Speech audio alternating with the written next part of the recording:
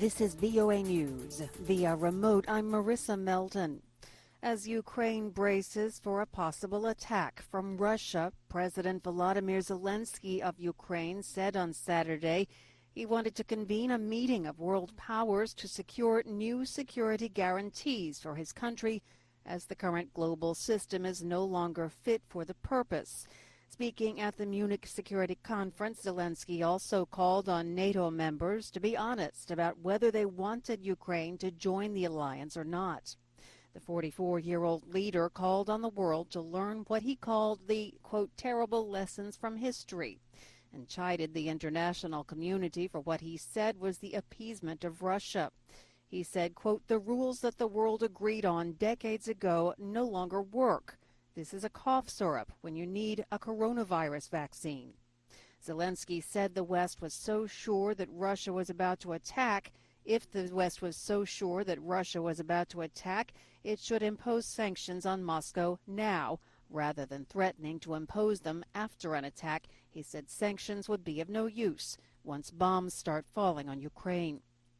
U.S. Defense Secretary Lloyd Austin said the more than 150,000 Russian troops that have amassed at Ukraine's border, quote, are now poised to strike. He spoke with reporters in Lithuania, where the Lithuanian president has called for an increased U.S. troop presence. At the annual Munich Security Conference Saturday, U.S. Vice President Kamala Harris warned that Russia's plan was already unfolding. She warned that Russia would mask its aggression, as she called it, by pleading ignorance and innocence. She repeated earlier U.S. assertions that Russia plans to create a false pretext for invasion. This is VOA News. Canadian police Saturday worked to restore normality to the capital after trucks and demonstrators occupied the downtown core of Ottawa for more than 3 weeks to protest against pandemic restrictions. The push to clear the city began on Friday and continued into the night. 4 of the main organizers have already been taken into custody, and more than 100 protesters have been arrested as hundreds of officers, including some on horseback, formed lines and slowly pushed them away from their vehicles. There were many tense moments on Friday. Some protesters were dragged from their vehicles. Others who resisted the police advance were thrown to the ground and had their hands zip-tied behind their backs. A police statement said the protesters showed what it called assaultive behavior, forcing mounted police to move in. One person was arrested for harming a police service animal. The protesters initially wanted an end to cross-border COVID-19 vaccine mandates for truck drivers, but the blockade has gradually turned into a protest against the government of Prime Minister Justin Trudeau. Trudeau on Monday invoked emergency powers to give his government wider authority to stop the protests. Legislators had been due to debate those temporary powers on Friday, but the House of Commons suspended its session, citing police activity.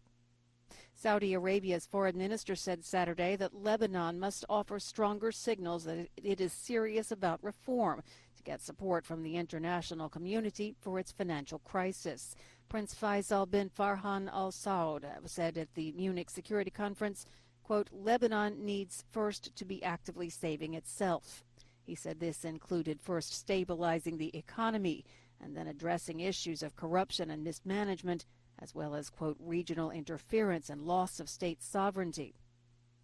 Lebanon's ties to the Arab Gulf, and particularly Saudi Arabia, formerly a major donor to Beirut, hit rock bottom last year over what the Saudi foreign minister said was the growing influence of Iran-allied Hezbollah in the country.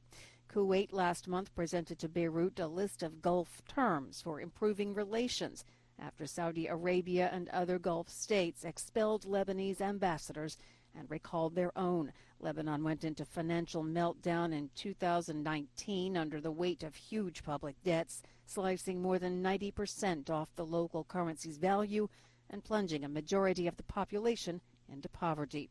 Zimbabwe's main opposition party has said at least 80 of its supporters were arrested Saturday while campaigning door-to-door ahead of parliamentary by-elections next month. Reporting via remote, I'm Marissa Melton. You're listening to VOA News.